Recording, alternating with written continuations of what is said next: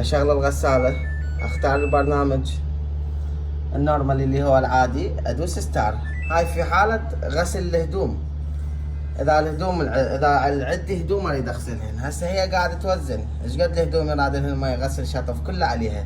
مجرد اللي سويته اني شغلت الغسالة،